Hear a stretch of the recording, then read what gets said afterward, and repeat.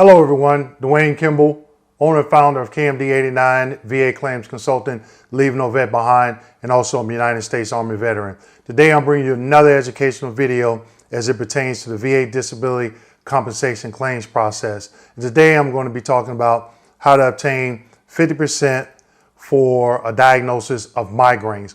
But before I get into the video, I wanted to share something that I talked about in my last video, and that was benefits that you can obtain outside of the VA once you become 100% permanent total. Now, one of those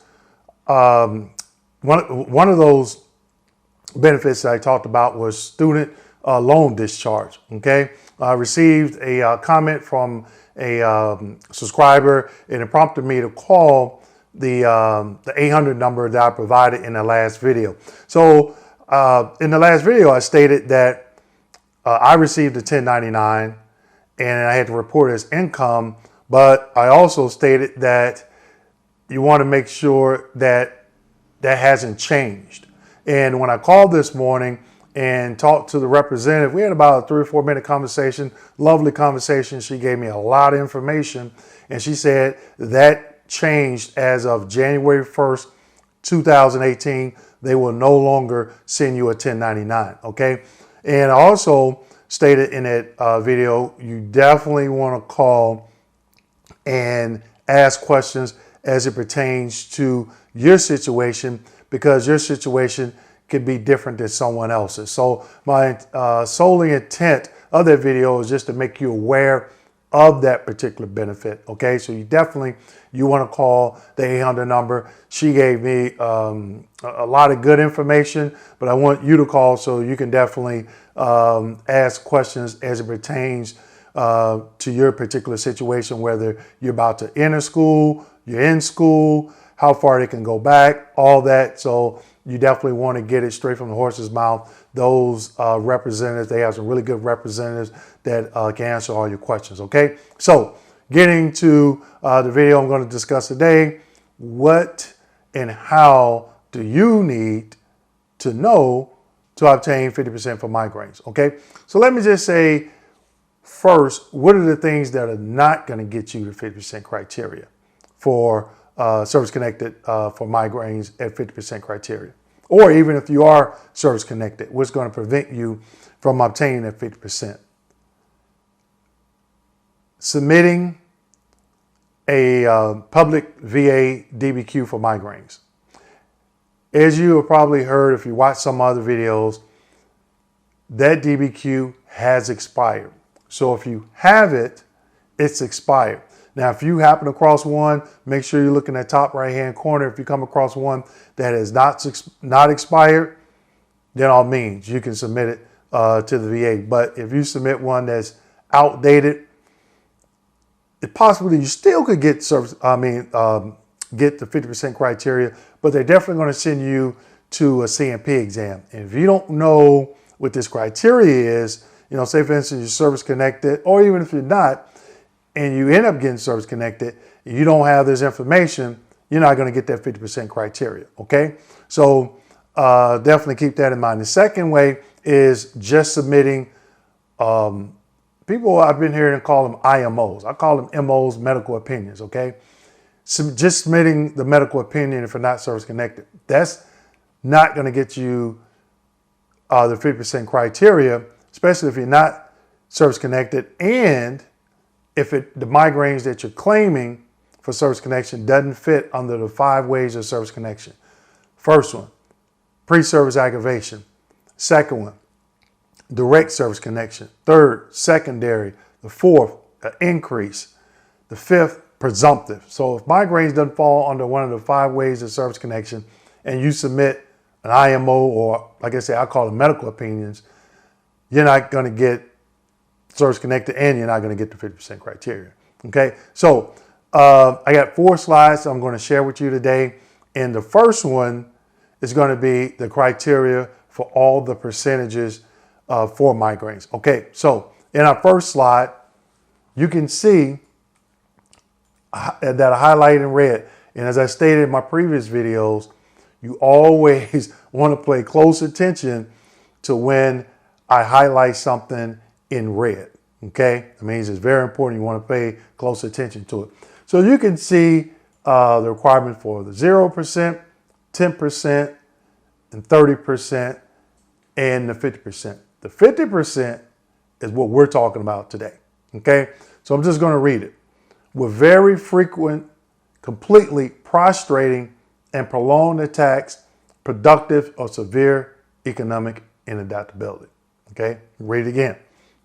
With very frequent, completely prostrating, and prolonged attacks, productive of severe economic inadaptability. Now you can also see at the top that 4-digit number is called a diagnostic code. So for the diagnostic code for migraines, it's 8100. Okay. Now, a couple things you want to pay close attention to in this. The wording. Very completely prostrating and productive of severe economic inadaptability. And the second thing you want to pay close attention to, right after where it states frequent, completely prostrating, it says and. Some verbiage in some diagnostic codes will say and or, okay, which means or you can have either one of the 2 or 3 choices that they're talking about. When it says and, you need both. Okay, so you need that, it needs to be, your migraines need to be frequent, completely prostrating, and productive of severe economic inadaptability. Okay, so that's the criteria for 50% for migraines. Now, one thing that I noticed, and I noticed this last year, I did an increase, my original, I did a, not an increase, but I had filed a claim for migraines years back. Had a C&P exam, I ended up getting service connected at 30%. And then 2018, I did an increase, okay? But before I did that increase, I said, man, let me go back and look at my initial C&P exam, that exam / DBQ that the VA completed. And then I looked at the DBQ they had on the website. Now, remember I said 2010, so the DBQ hadn't expired. The one that they had on the website expired, I think, September or October 2019. So it was a year prior, so it was still active. It wasn't expired. And one thing that I noticed between that initial migraine C&P exam I had internal, it was an internal DBQ that I did years prior, and then the one that they had on the website, the thing that jumped out at me, on the internal DBQ, it had a box that stated the information in the 50% criteria for, severe economic inadaptability. There was a box on the internal DBQ where the examiner can check it. And on the DBQ that I was having my private physician to complete, there was no box for him to check. So with knowing that information, I took some information, it's a sick leave report, and I showed him, I said, hey, this is affecting my job, meaning that sometimes I will have to call off work because my migraines got so intense. And he put that in the DBQ, okay? So when I submitted the DBQ, of course, the VA scheduled an exam, and I said, no, I'm not going to the exam because my DBQ was sufficient for rating purposes. I was educated on that, so I knew it, all right? And then 2 weeks later, I get a rating decision in the mail granting the increase from 30 to 50% because I knew what the 50% criteria was and what it meant, okay? So I had my doctor noted that in the DBQ. Now, if he hadn't noted that in the DBQ and there was nowhere else in my claims file, I would have stayed at the 30%, okay? So definitely you want to keep that in mind, and when you're explaining symptoms and stuff like that, you want to use that terminology that's in that 50% criteria to make sure that that doctor put it in there. And where else can that RVSR see it? The way you word your claim, whether it be you're claiming an increase or actual service connection. Let's just say you're claiming to do on a direct basis, you were treated in service. It's nothing saying that you can't use that 50% criteria when you're claiming that condition. If you have if you meet those guidelines. Okay. All right. So slide number 2. Slide number 2, we're talking about, this is the VA's definition in the M21 manual for prostrating and completely prostrating. So remember, I said there's 2 things that need to be met. It said and, so completely prostrating and severe economic inadaptability. So I'm not going to read the first one, prostrating. I'm going to read the second one, completely prostrating. Means extreme exhaustion or powerlessness with essentially total inability to engage in ordinary activities. Okay, what does that mean? I'm gonna give you a couple examples, and I'm just gonna use me as that example. I can remember sitting at my computer back when I used to work, as RVSR with the VA, rating a claim. And we would use 2 screens, and looking at these screens, and sometimes I started to get lightheaded, and I could feel, I've been having migraines for a number of years, and I could sort of kind of feel when they were starting to come on, okay? And I still trying to work through it. And sometimes it would just get to the point where I would just have to email or contact my supervisor and say, look, I'm having these really bad migraine. I got a really bad migraine right now. I'm calling off the rest of the day, and I would have to go lie down for maybe 15, 20 minutes until it subsided. And then I'd get up and maybe it would come back or it wouldn't. But it got to the point to where they were so severe, I would have to start calling off work. If I got up in the morning and I had them, I would just call off maybe half a day or the entire day. It just depends on how I felt at that particular time. So that's what that means, meaning just powerlessness, that, you have to stop whatever you're doing, okay, and just relax. Or, a lot of veterans, they may be taking injections or certain type of medication. Some veterans have home oxygen, braces, and they think now one of the newer ones, it may not be too new, but one that I've been hearing about the last year or so is Botox injections, okay, to help alleviate some of those migraines. But nonetheless, you definitely, if you feel that you fall under completely prostrating, you want to explain that to the CMP examiner or third-party contractor examiner, okay? All right, so like I said, I had 4 slides. Slide number 3. And in slide number 3, you can see the definition for severe economic inadaptability. Now, I'm not going to read the entire reference, but I'm just going to read the definition of severe economic inadaptability. It denotes a degree of sustainable work impairment. It does not mean the individual is incapable of any substantially gainful employment. Evidence of work impairment includes, but is not necessarily limited to, the use of sick leave or unpaid absence. All right, so what does that mean? Some veterans, they have actually got approved for FMLA, okay? And they use that if they don't have any leave, so they can call off work and not get penalized for not having sick leave, okay? They may not get paid for that period of time unless they're using it in lieu of sick leave or, vacation or whatever, but, prevents your employer from firing you because you have an attendance issue. So FMLA, if you're familiar with it, if your doctor fills out certain paperwork, then you can get approved for FMLA for your migraines. And if that's the case, then you definitely, that's something, that approval letter, the application for FMLA and approval letter, you want to send in with your claim. And if you keep an actual log, that's something else that you can do. You can keep an actual log. So when you go to the exam or submit your claim, you can say, hey, look, this is what I submitted with my claim. Here's the actual report, a daily, a weekly, a monthly report that I've kept over the past several months that outlines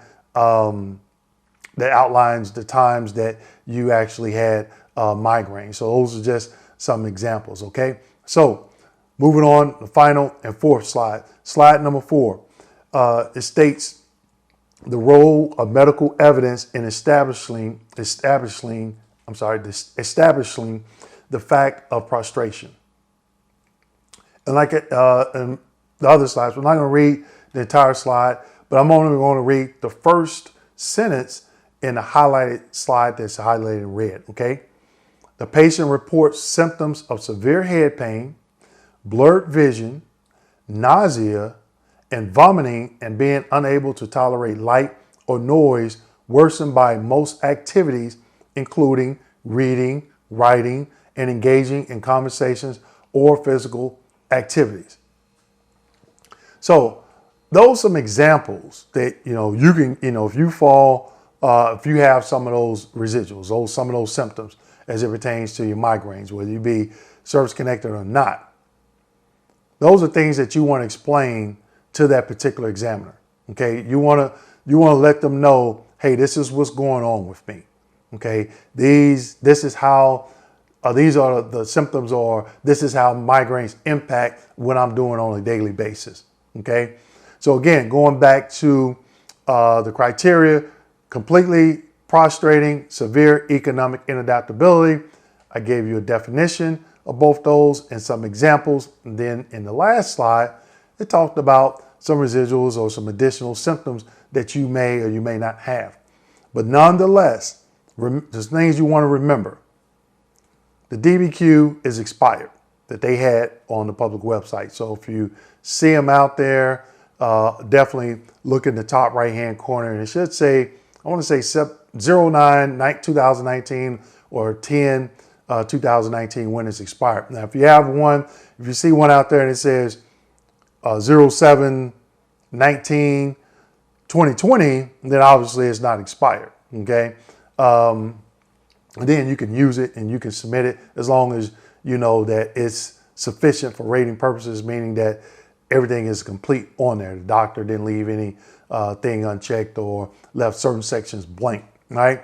So these this is something, what I just discussed in this video, is going to help you get to that 50% criteria, because you're becoming educated on what it takes to get to 50%. You know what the criteria is, you understand what the wording is, the definition for that particular wording, and then some examples. Okay, so when you go to that exam, that CMP exam, if that doctor is not asking you these questions as it pertains to the information in the 50% criteria, you want to let them know that. Okay, you want to let them know that. And like I said, that's something that I did with my private physician. I was like, hey, I gave him some proof.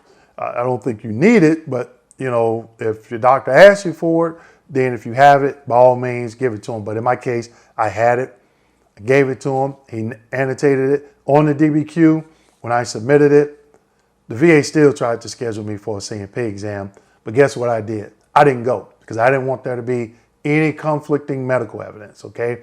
And I talked about that in some of my other videos. But I knew that it was sufficient. The DBQ wasn't expired. It was, the DBQ was actually, it was a year before the DBQ, public DBQ became expired, okay? And also, I knew what the 50% criteria was. I knew I met that criteria, and I made sure it was all annotated in my DBQ before I even submitted it to the VA, okay? So I hope you found this video to be very educational as it pertains to obtaining that 50% for migraines by understanding what the criteria is, okay? So that being said, please like, subscribe, hit that notification button, share this video with other veterans, and also make sure you stay safe during this whole COVID pandemic that we're going through.